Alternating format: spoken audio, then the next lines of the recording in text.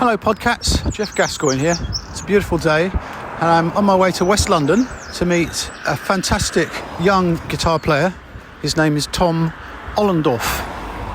He's a virtuosic, internationally recognised guitar star. Looking forward to having a little waffle, talking about guitars, stuff like that. So here we go.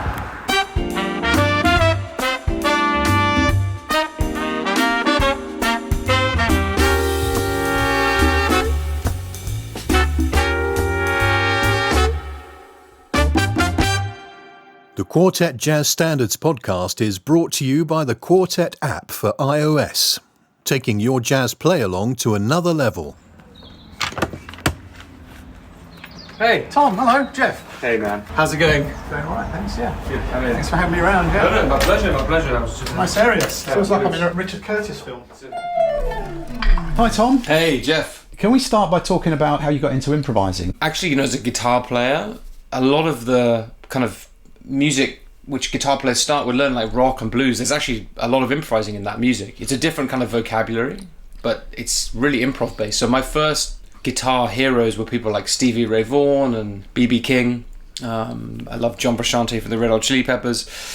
And those guys, they all kind of improvise it. As I said, it's a different vocabulary and language, but it's all about just kind of playing and being in the moment and making something up. And so that's really where I started. That was kind of quite normal for me as a guitar player, like just thinking like that really.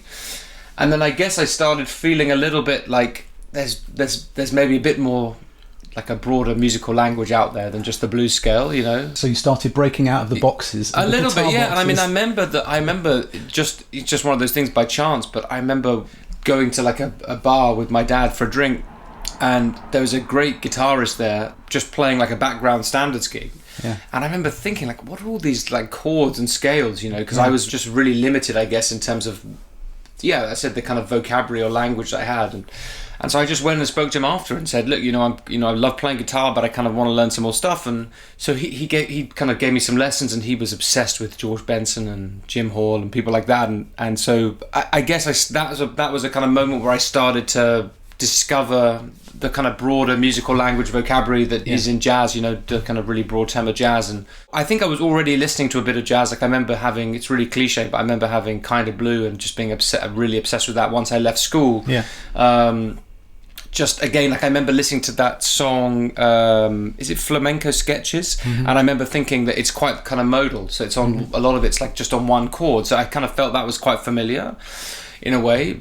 But then I remember especially the Cannonball Adderley solo on that. It's just really melodic in a way which it's a different kind of melody than you hear in blues playing, If we jump just forward a little bit then, so I started taking these lessons with this fantastic guitar player called Guy Harrop. Then decided to audition to go and study at music college, and Guy kind of helped me just learn a few standards, and that was it really. And then once I started at college, I guess I already had some kind of inclination for, wow, I got a lot of stuff I got to check out, a lot of stuff I got to learn. I mean, I still feel like that obviously, but yeah. And then that was the process of beginning to, I guess, assimilate and check out things I was interested in, building my own kind of vocabulary and own ideas, And how big a thing was playing jazz standards? Was that a big part of your development? Yeah, I think it was a huge thing, totally essential, because if you learn like Autumn Leaves or All the Things You Are or whatever, those songs are all kind of functional, there's all this kind of, these harmonic rules and again, like vocabulary, harmonic vocabulary. Even if you're not having the mindset of trying to understand it, all you have to do is learn a few standards and then maybe play one with a singer and do it in a different key. Like, if I want to play this music and understand it, I'm going to have to get that kind of core understanding of harmony. I remember that was a big word in my first year or two of college, was harmony. Like, you have to really get your harmony together, like understand common chord progressions, cadences you see in jazz, and then how you improvise through that, And so for me, like, standards was really the main way I did that at the beginning. That was just the material everyone was playing, and, if you want to be able to improvise over those songs, and as I say, like, let's say you're playing All Things You Are, but you do it in a different key, you kind of have to understand how to move your language around, you know? Yeah. So speaking of language, I mean, did you transcribe very much? Loads. Right. Were there formative things that you transcribed? There were, but I think I always did it wrong. Or not wrong, but didn't do it well, Let's say you work out a Sonny Rollins solo, for example. That's already good to do it. You're already going to get something out of it. But if you want to really get that language in you, you have to make that your whole life in a way, you know. So sing the solo, play the solo in every key, just spend a long time with it, come back to it, you know. I'm embarrassed to say it, but it was probably more honestly during COVID that I started to work in, I would say, a more pragmatic way with that kind of stuff. Like I honestly had transcribed like 30 or 40 solos, and often I wrote them out and I analysed them and stuff, and that was just all kind of, I'm not saying it was all a waste of time, but it wasn't getting to the heart of the issue, which is it's an oral thing, and you have to really get the sound inside your ear, and then whatever your instrument, on guitar there's some specific things you have to work out how to play it on your instrument, you know. And it's the combination of those two things and the kind of continual study of that's how you assimilate language. So many more aspects to it than that, isn't there? There's the rhythmic aspect of notating it. Absolutely, 100%, things like that. And that was helpful for me to do that, because I'm not a great reader. So actually writing stuff out helped me get better at that and helped me understand what rhythm looked like on the score, you know. So that was good. When I have a student now and we're working on a transcription, I'll say to them, you know, it's great to do the whole thing. Well, this is what I say to myself, but it's great to do the whole thing, but what are your favourite ideas in the solo? And then can you internalise that idea in a way that you've got freedom with? You don't want to just be playing that melody over and over again. You want to be able to, first of all, play it in any key, but also be able to take the kind of harmonic ideas and have some freedom with them. And it's more about that, like really integrating the sound and the kind of, I guess the voice leading you hear in like your favourite jazz improv, and then working out how you're going to use that, you know. People often have this term language. To me, it's just the language you want to solo with. It's not necessarily bebop language or you know, swing language or whatever. It's about having like a kind of melodic sense that you have freedom to use, you know. And whatever that is, it can be anything actually. It doesn't have to be, there shouldn't be any pressure that it has to be anything. So you wouldn't call yourself a bebop guitar player then? Definitely not. No, 100% not. No, but I love that, and that's the music I've probably transcribed the most, honestly. I mean, right now, like, I'm, in terms of like my professional life, maybe only a quarter or even less than that of the gigs I do are standards gigs, you know. But it's a really important part of the music for me, because my favourite musicians always played standards, even if they're playing original music as well. That was just who my idols were, you know. Of course, playing standards is like a benchmark. That's the kind of place that you can judge a musician by in some ways, isn't it? Absolutely, And as I said, like, for me it was nice because my favourite guitarist, whether it was a full set of standards or just maybe one or two standards in a gig, they always had that, and they were always playing. And if I went to see them live or listen to a gig of theirs or that would always be there. So for me, it was a benchmark anyway. It's funny you talk about lockdown, because I had a similar experience in lockdown. I started playing classical guitar in lockdown. You talk about focus, having nothing to go out for, all that stuff. Was it a similar thing for you? I mean, it took me a minute to calibrate. I think the year before that was probably the first year that I'd started really working and touring and doing stuff I really liked. So that was a bit of a blow for you then, surely, wasn't it? At the beginning, it was really annoying. But I think the thing is that you have to put your own frustration in perspective of everybody else's frustration. Because I was actually, in the time, living in a house with quite a few musicians. Everyone had lost work. I think there was the first few weeks or maybe even month, I didn't do a ton of practice. Get used to the silence. Right. But then after that, I think honestly, really helpful for me to have some time, you know. I think that kind of slight change in mindset has helped me. When I have the time, I still practice that and practice more than I have done in the past now, you know. So for me, it was helpful, just because I remember always thinking, God, I could really do with just a month of nothing on to get better at this. And then it happens, so you got to take advantage of it, you know. Of course, you have to be self-motivated as well, though, don't you? To be in our profession, you have to be very self-motivated. Well, that's definitely true. I would definitely not describe myself as like the most, you know, like Zen person. Like it's not all about self-improvement and development, you know. Like, of course, like if I'm not working or not doing gigs, it can be tough, but the big thing is just the journey you go on as a musician yourself, you know. The last few years I've been really lucky to be touring a lot and working with some really amazing musicians, and so, which has really been a dream for me.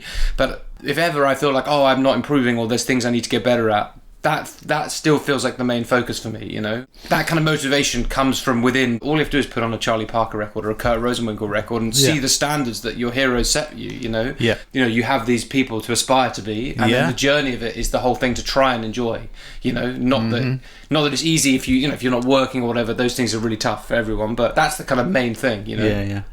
A lot of musicians do teaching because there's not enough gigs, right?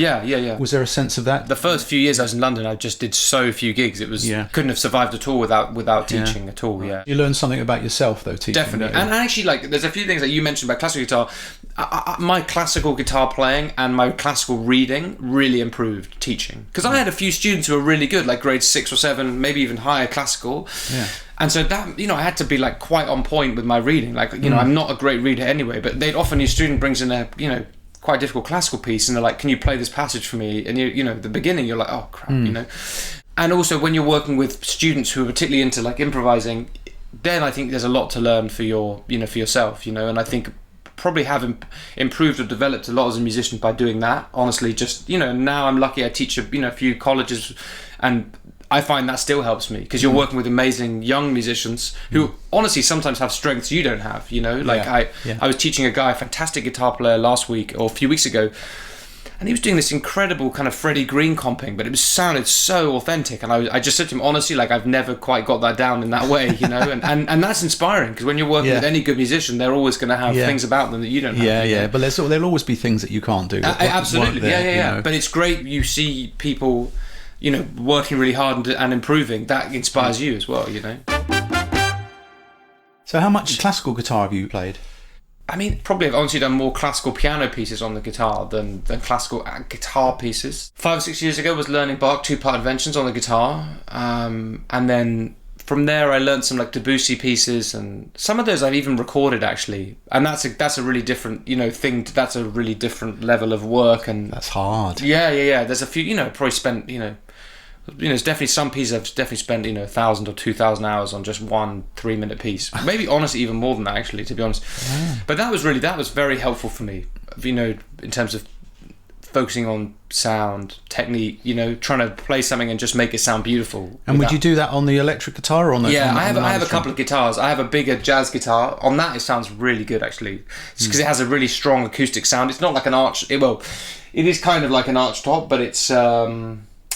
It just has a very interesting sound, and I actually, honestly, just for my own ears, I kind of slightly prefer the sound of it than classical guitar. But that's just purely a taste thing, and also for me, some of those pieces are really difficult, and I'm just playing a big classical guitar with a fat neck. I just couldn't do it. Probably honestly listen to at least as much, if not more, classical music than jazz, honestly. My parents love classical music, so that was always something as a kid I was kind of around, and there's just endless vault of incredible stuff. I'm always just finding, I listen to the same stuff over and over again, we listened to it for years, honestly. Always finding new things and just totally mind-blowing, I got obsessed with Antonio Lauro, because it's very jazzy, isn't it? Yeah. But incredible. Very difficult. I think there is definitely a classical influence in a lot of jazz musicians, but and I'd say particularly like 19th 20th century like French musicians, Debussy, Ravel, people like that. For a long time, actually, my favorite music was like Mahler and Bruckner, and that was actually really the stuff I would listen to just the most. There's a Debussy piece I put a lot of effort into learning on the guitar, and I actually sometimes play that. If I have a solo gig, I'll sometimes do that as an encore or something, you know. Although I have to be a little careful to keep it in shape, because it's like you don't practice for a few weeks and it's gone, you know. And that leads me on to nicely, because you've written a book, haven't you? Your studies. Well, tell me about how that came about. It came about because I was just like that thing I mentioned a minute ago. Like I sometimes just posted on YouTube a video of me playing like a Bach two-part invention or this Debussy piece. I had so many messages from people asking for transcriptions. So I thought, well, what's the best way to do this? Like I'd started writing a few like little studies to like try and develop some technical aspects especially, of things that, like when I worked on the Debussy piece, for example, like sometimes I would like just isolate one technical idea and just kind of come up with my own little idea to get better at it. And so I started writing these pieces, and I ended up with 8, actually, well, more than that, but there was 8 which I thought were quite good. I actually, funny enough, at the time was singing in a choir, because this was in lockdown. I was singing with the London Symphony Chorus, and a guy who I sat next to, I was just talking to him. I said, "Do you know anything about sheet music?" I was thinking about doing a book, and he said, "Oh, you know, like my husband actually works at Boozy and Hawks, and you should send it to him. You know, send him just the videos." And so I sent it to them, and they said, "Listen, it's really nice, but it's not quite our thing. But you should write to Faber." So I wrote to Faber, and they said, "We'd love to do it." Great. But I didn't realise how much work it was going to be. You know, obviously, if you do something, you want to do it really well, but it was a ton of work, and I was quite busy at the time anyway. But so I put this book together for them, and it was 8 pieces, some technical exercises. I don't think I did any full transcriptions like that Debussy thing I'm talking about, or there was a Mendelssohn piece or some Schubert, but I did like little extracts of them and kind of showed how using those pieces helped me write my own pieces.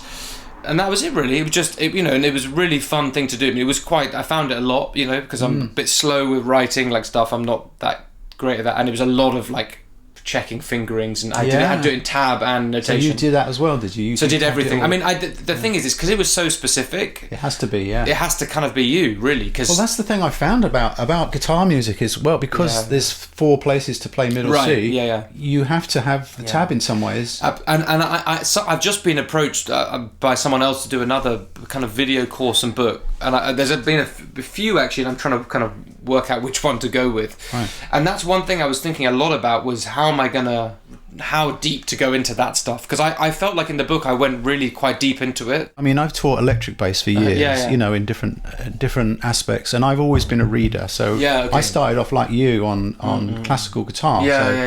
And I would always slightly look down on tablature. And as soon as I started playing guitar, it's like a different window. But in a way, tab makes the most sense for guitar. Doesn't it? Because the thing is that I think you have to be able to read, because no band leader is going to make you a tab score. You know, like if you know, and I'm I have to be careful as like as a sideman, I have to be careful to like do my homework if someone sends me a chart, because I can be pretty like if I turn out at a gig and I haven't seen the music, which happens pretty rarely, to be honest, but I can definitely be in hot water. I'm not like, particularly if it's like long melodies with hard rhythms. Just as a general learning thing, I think tab makes a ton of sense. You know, it really does. Obviously, when you're like writing a score for something, or like in my book, of course, what you want to do is give the reader like the easiest way to play something, or the most efficient way. Of course, what you really want is for the student, or who's not necessarily student, but the person who's like looking at your piece, to try and I guess spend a lot of time with the guitar and work out how they want to play things. I mean, that Debussy piece I did, for example, I have like, there's some passages where I have 3 or 4 different fingerings, really, because they sound different. And I think the main thing on guitar is the use of open strings versus not. I was just about to say that. You know what? I bought your book, and the first study in there's an open. There's a thing. The open B. The ninth is open. And just having to balance that. Across the instrument. It's that's really hard. It is hard. It is hard. And the thing is that's one of the things I really learned by playing that kind of music, was it doesn't sound quite right unless you're thinking about those things. There's one piece. And actually, I think in the end, this didn't get included in the book. I don't remember now. But there's one piece I remember learning. It's this wonderful piece, this Schubert Impromptu in G flat. I actually did it in G, because then I could use the low E string. It was just slide your hand up, you know. But I remember learning it, and something just didn't sound right, you know. And I was thinking, why can't I? And like I was practicing so much on this, like 30 seconds. And I was like, something's just not working. Like what? And it was just the fact that you had to think about the top note as like a singer, and the bottom part as an accompaniment. And it probably now, if I tried to do it now, I honestly wouldn't be totally in shape with it. But it was one of those things that I had to really get inside that, you know, like if you want to make something sound, you know, as complete as possible, that kind of control of your instrument is really important. And to be honest, now when I'm playing a ballad, I think about that, you know. And so if I'm playing like Body and Soul or whatever, like I want to play the melody and make it like the singer, and if I'm playing the chords, I want them to be like the accompanist, you know. I want them to be different. I want them to sound different, not just in terms of the volume, which that's I guess the main thing, but also the texture. You know, like I want the sound of, it kind of sounds like 2 things at once. It's not actually 2 different things at once, but it just sounds like that, you know. It gives your performance a more complete. Could you demonstrate? I should have thought about warming up with it before, but this Schubert thing, I'll do it really slowly, because otherwise I'll screw it up. But if I do it without any dynamics, it's like.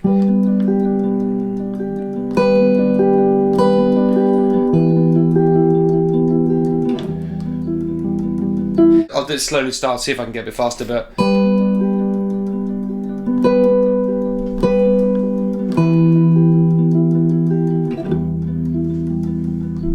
You know, so the idea is that this is, you know, the singer, you know, and so that's like ringing so clearly above. It should be. But what you're doing there with your right hand, you're picking really lightly. Exactly, that's the idea. And then you're using your other fingers. Exactly. Yeah, I have another plectrum. This is like a. There's one standard I love to see. It should be. I'll probably screw this up, but it should be much faster. You know, like.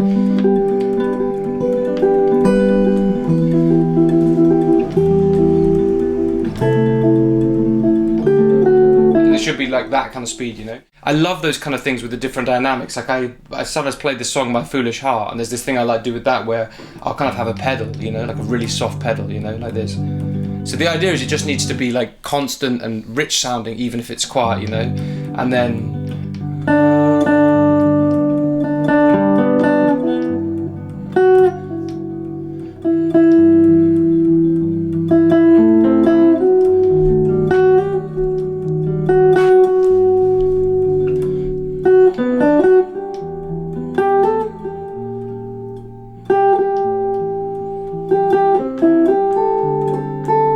So it's just that those different, and it could even be, I mean, that's a kind of more obvious example, but it could even be something like a bit more subtle, like, you know.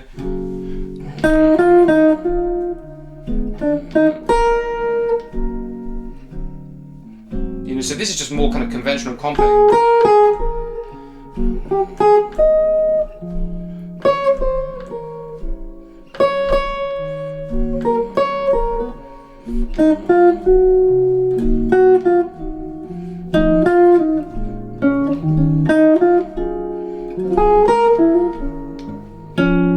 Lovely, yeah. You know what I mean? Yeah. So it's just trying to, I guess, give it that sound that it's like you imagine you're the piano player playing the left hand. And someone's accompanying you, yeah. And my favorite piano players really have that. The person I'm thinking of the most is Aaron Parks. He has this very, very special thing with his left hand. Totally, in my opinion, totally unique and otherworldly, where he can. I think a lot of it's really about the rhythm, actually, and his incredible like individual sound, his kind of time feel. But it's this amazing thing of, you know, he can play, like if he's playing solo especially, although he does it when he's playing with a group, you know, but that he can kind of accompany himself with this incredibly kind of weighty but incredibly swinging, almost stride-like left hand, you know, and then the melody can be projected so clearly, you know, and I've really tried to do that, and it's really, I mean, it's a bit harder on the guitar. You know, there's one song I remember hearing. Very hard on the guitar. Like, there's one song I remember hearing him play, "For All We Know," and he was really doing that. Like, just, I mean, I'm probably gonna screw it up, but.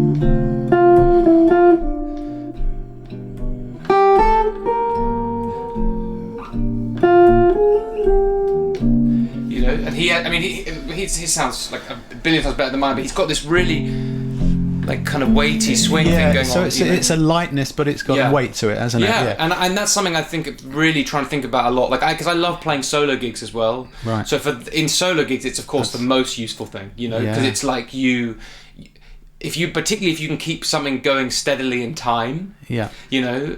It's hard just to sustain those notes long enough with the stuff going on underneath. Right, yeah. And I would say to anyone listening, like, just if you can find this video of Aaron playing this thing, For All We Know, he does it with a lot of other things. And of course, he's not the only person who plays like that. There's lots of great players, but he's one of my favourite musicians, and you know, I'm lucky to work with him sometimes. And I remember we were actually once teaching together.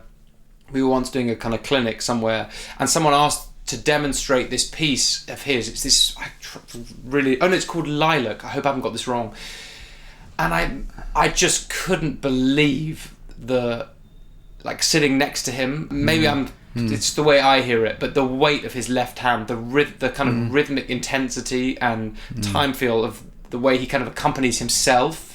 A lot of that comes from an understanding of classical music, though. Surely, I mean, he plays classical music too, right? I think he listens to a lot of classical music. I think, because I remember him showing me, and I don't want to speak for him, you know. And he has lots of great interviews and stuff online, but I don't know exactly what it came from with him. And he should be the one to answer, you know. But for me, that's just something which inspires me so much with him. And when I listen to, you know, there's lots of other musicians who have that quality as well. Somebody that springs to mind is Enrico Piranesi. Oh, okay, sure. I played with him a bit.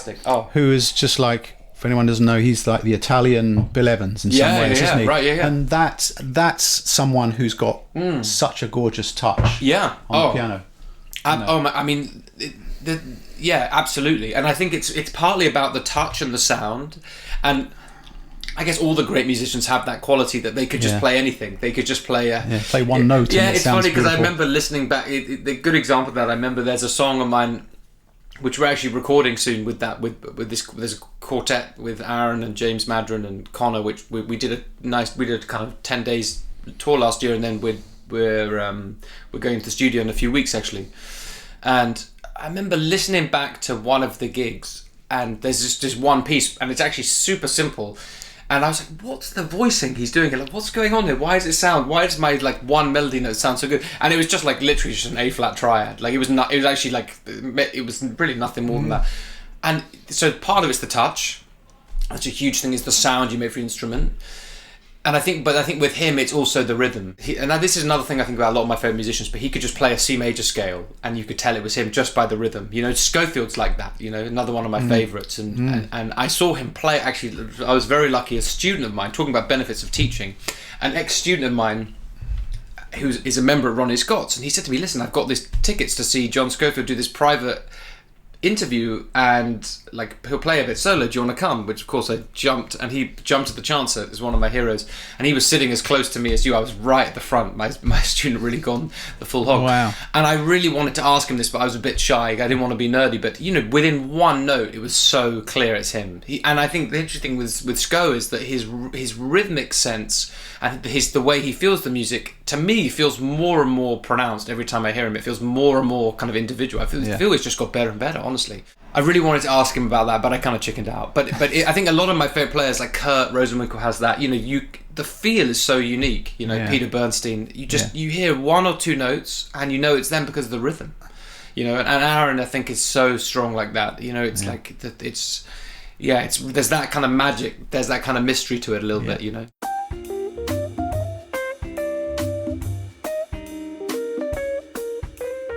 So I asked you to pick a standard. Yeah. You only recently come to hear my apps, right? Yeah, Do you have first impressions of the Sounds apps? great. And I said to you, before we were setting up that, you know, I haven't played with a backing track app for a minute, and I guess my old memories were kind of these quite clunky things, you know. But this is great, and I remember, you know, I said to you, who's the band, because it feels great to play along with, and I think it's a great resource, you know. I actually said to my girlfriend, because she has an iPad, I said to her, let's download your iPad. And I said to her, do you know what, let me have it on the phone, because it's really nice, you know, if you're learning a tune or whatever, or you're practicing, you know.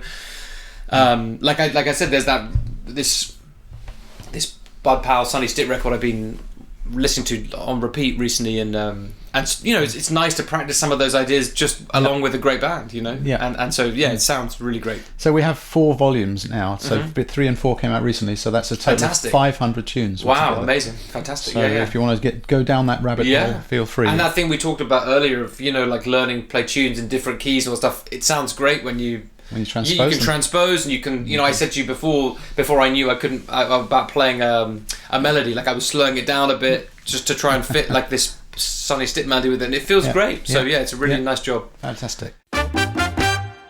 So you've chose Cottontail as your tune. Yeah, I just thought it'd be nice. As I said, like there's lots of rhythm changes on this on this record. I've just been listening to that a lot. So it's a rhythm changes, a standard rhythm changes. Let's grab your headphones. Yeah, great. We're going to have 2 choruses. How does it end? That's one question. That's the classic jazz B question. flat. B flat. Okay, but does it end straight on the beat, or is there something happens on after? On the beat. So what we're going to do, we're just going to have 2 choruses of improvisation, 8 bars of an F pedal to start with. Oh, nice. Okay, great. Right, we're not playing a tune. And here it comes.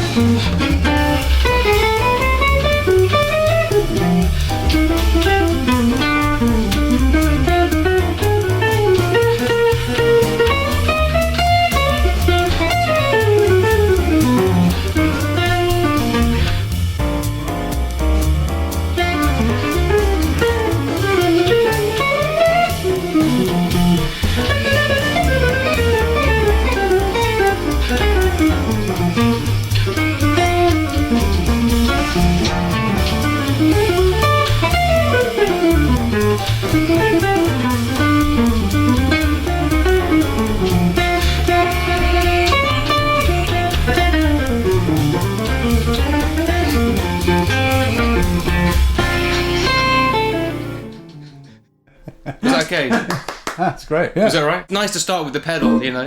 Yeah. Yeah. When you're playing, are you kind of conscious of licks? No, definitely not conscious of licks or ideas, really. I have a student who's taking a lesson with me every week at the moment, and we're just studying rhythm changes. This Sonny Stitt record, it's just the best kind of improvising in that language. What's the name of the record? I was just called Sonny Stitt Bud Powell. And I tell you something great about this record is that I remember in lockdown, there's like 2 or 3 incredible Bud Powell intros on that record.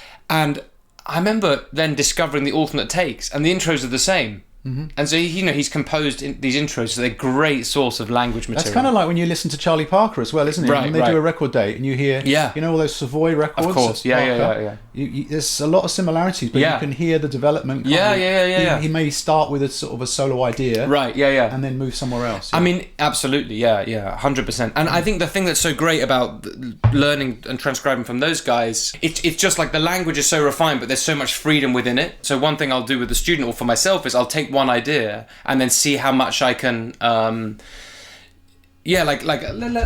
I demonstrate? Sure, yeah. You know, if so for example, there's like I remember the first line of Sonny Stitt solo, it's something like, you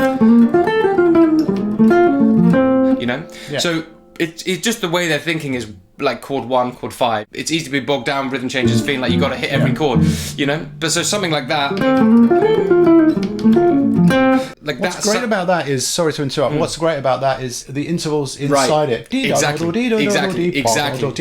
Very much of a trademark of bebop, isn't it? Exactly, yeah. One thing I'll do for myself if I learn something, particularly, you know, haven't been doing that so much these days recently, but like when I was really working on that kind of music a lot and with students, is like you take those really strong sounds inside the solo, that's all, and see how you can use that sound but in a different place, you know, or and now like think about all those different endings, you can start using them with the.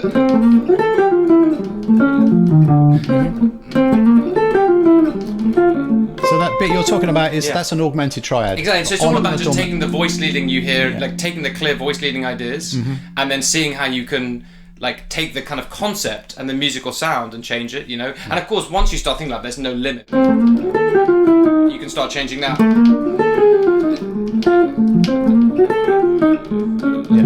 And it's just endless. And then like on guitar you got to do that in every register and everything, you know. It's just about hearing those key sounds, like particularly da da da do da, like that's such a strong jazz sound, that like the augmented going to the, you know, the 5 chord, the sharp 5 going to the 9 on the 1 chord, you know. So it's about really getting those sounds in your ear and then the kind of vocabulary of it under your fingertips, you know. And if you just approach it like that for a long period, you're going to start having all this vocabulary. It doesn't have to be that. It could be something way more contemporary, you know. It could be, you know, you could listen to Alan Holdsworth and how he plays on standards and take that, but the point is trying to get it that deeper. So don't just learn a lick. That's not really the point. The point is like, you can tell with Sonny Stitt, like he's a really good example, I think, as well. His licks are all an unlimited like repetition of creativity in the moment. Like, he could play that same idea 100 different ways in the moment, you know. So he has total command of his language, and that's the aim, I think, is to do that. You know what I mean? It sure is. It's why we love jazz so much, isn't it? Yeah, because it's so flexible and it's so creative. And also, and I think the thing is, it's also so daunting as well. Yeah, say to like students, just take the things you love, you know, like listen to it. It doesn't matter what it is. The solo I spent the most time with is this Lester Young famous Lady Be Good solo, and I sometimes even play that at a gig because it's just so, I play that as the head, and then it's kind of stupid because you play that as the head and then whatever you do afterwards is going to sound way worse, you know. There's no chromaticism at all in it, pure like melody without any chromaticism or enclosures or any tension really. Maybe there is like 1 or 2 moments. But if that's what you love, just do that, you know, and internalize that as your language. Sing that, like, you know, on guitar, comp the chords and sing the solo every day. Do it in every key. Play the solos every key. If you love Charlie Parker, then do the same thing with that. If you love Kurt Rosenwinkel, do it with that. You know what I mean? It's like that's the beautiful thing, is just take what you love and then internalize it in that way, I think, you know. Amazing.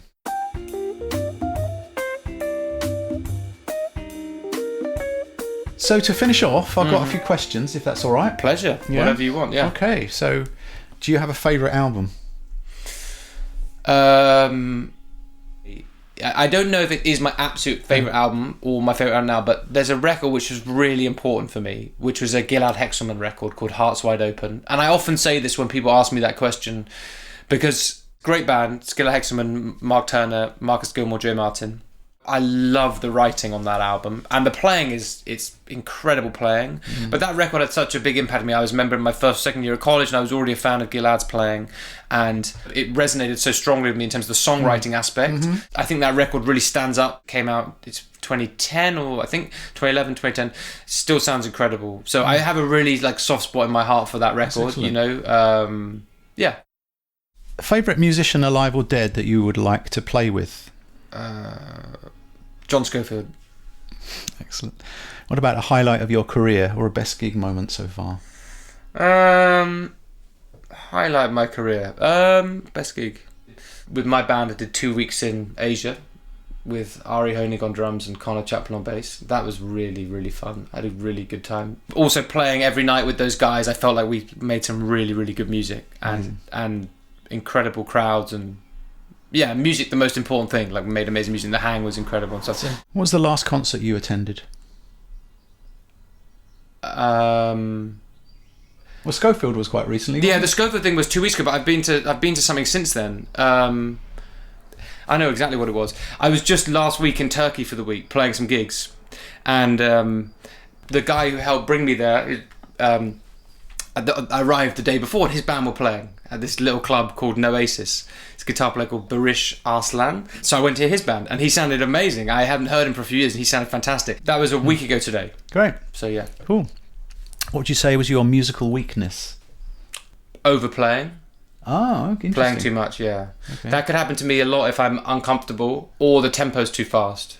So if it's really fast tempo tune, or I'm a little uncomfy, I don't know why, because you think it'd be the opposite, because you think if the tune's really fast, it makes sense just to slow down and take a minute, or if you're uncomfortable, just take a second and just. But that's something I don't know why I don't want to say I haven't sorted it out at all. Probably has got a bit better, but I know that I can be really guilty of that if I'm not comfortable or just relaxed. I kind of think I just go into this machine gun, but not even in a good way, because sometimes people play machine gun playing on guitar and sound really good. It's kind of about space, but if you listen to Charlie Parker, there's not that much space. It's wrong to say it's about not leaving space specifically, but it's about not being comfortable. So it's not being in control really of the song, So that leads me to my next question. You ever get nervous on stage? This has got something to do with that? I think particularly when I'm playing my own music, particularly when you're playing with new people for the first time, you're just a bit self-conscious, honestly. Thinking, is this going okay, and is this quite right, or have I explained myself well in terms of what I want, or do they like it, or that's a good example of that tour I did with Aaron, or there's plenty of other people like that I've worked with where the first night or two I think I was just thinking, is the music sounding good? Is my writing sounding okay? Just a bit self-conscious, honestly, and so a bit in my own head. And I've got recorded quite a lot of those gigs. If I listen to myself at the end of the tour compared to the start, it sounds. Any clips I posted from that tour uploaded on YouTube with the end, not the beginning. And I could sometimes be nervous if I was playing in front of a especially large crowd. Could just be like a festival gig in front of 500 or to 1,000 people, or playing in a small room but full of musicians, and I can just see them all looking at particularly if it's someone I remember the first gig I ever did at Ronnie Scott's was after George Benson, and he sat and listened to my whole set. I remember was really frightened. Yeah. And then about a year later, I remember touring with Bill McHenry, great saxophonist, and we played after Joe Lovano, and he sat and listened to the whole set. And I remember just thinking, this is just a disaster. I just got to retire, retire after one gig, So those things can make you uncomfortable. I think, but I'm not normally nervous, but honestly, but there are definitely situations where I could be uncomfortable or could be nervous. Yeah. I met George Benson once. We played opposite him with Jamie Cullum Trio. Wow, fantastic! And he came up to us afterwards and man, keep the group together. It was really complimentary and stuff. But, Well, I remember the worst thing was about that was that total cringe moment was that it was the first time I played at Ronnie's, and his show finished 2 hours late. So the late show started at 1:30, and I remember being pretty tired and honestly a bit. I was really nervous that night, because it was I knew he was there. I remember walking into the backstage area at Ronnie's, and he was just there, topless, with his entourage around him, looking at me like, "What the hell are you doing in here?" I remember thinking, my career's over before it's even started, Yeah. But he actually, from what I remember, he was a very nice guy, and I thought very sweet that he sat and listened. And honestly, I probably didn't sound particularly good. Like I don't think it was a particularly good set. But he was really I was really amazed that he sat and listened. You know, like you can tell that he's such a heavy musician. Oh my God, talk about incredible guitar playing, but you can tell he's someone who really loves music, you know, and he was willing just to check out some guy like who wasn't probably quite ready and not sounding super strong, but just kind of up for it, you know, and that's amazing. You know? Amazing. What's your favourite sandwich? Oh, wow, okay. Favourite sandwich? Okay, Jesus, okay. We're expecting that, were you? No, I wasn't. Favourite sandwich? I feel like whatever I say, it's the wrong answer somehow. There isn't a wrong answer. Turkey and cranberry. Oh, okay. Very good. What about a favourite movie? Just quick answers. Come on. What's your favourite movie? Shawshank Redemption. Good choice. It's come up a lot, that one, actually. Has it, yeah. Favourite venue? The Vortex in London. Oh, nice. Okay. And a favourite country or city to go to? Paris. Okay. And finally, what's your favourite chord? You want me to play it? Or give us a couple of your favourite chords. I love that Brazilian guitarist Toninho Horta. He always plays this chord. It's this like it comes from harmonic minor. It's like well, you can do it like this. So that's a beautiful chord. I love more simple chords, like stuff like that. Tell us what that last one was. So this is it's like a major 7 sharp 11 with a flat 9 in it. So it comes from that. I love that sound. I try and use that a lot actually. Chords with 6s in, you know, or like just something like this. You know, because a Duke Ellington, he never really plays major 7 chords. He plays 6 chords. You know? So I really love that. That'd be my other favourite. Yeah, excellent. Well, Tom, thank you very much my for your pleasure. time. Thanks for having me. Thanks for having me. Hope it was enjoyable. And, it was very enjoyable, and pleasure to play with the app. I'm looking forward to use it again. Excellent. See you very soon. Thanks for having so me, much Geoff. for your time. Pleasure. Thank you for making it to the end of another podcast. Please subscribe if you want to hear more of them as they land. The Quartet Jazz Standards podcast is a UK music apps production. Quartet for iOS, taking your jazz play along to another level. Search for Quartet on the App Store or find out more at quartetapp.com.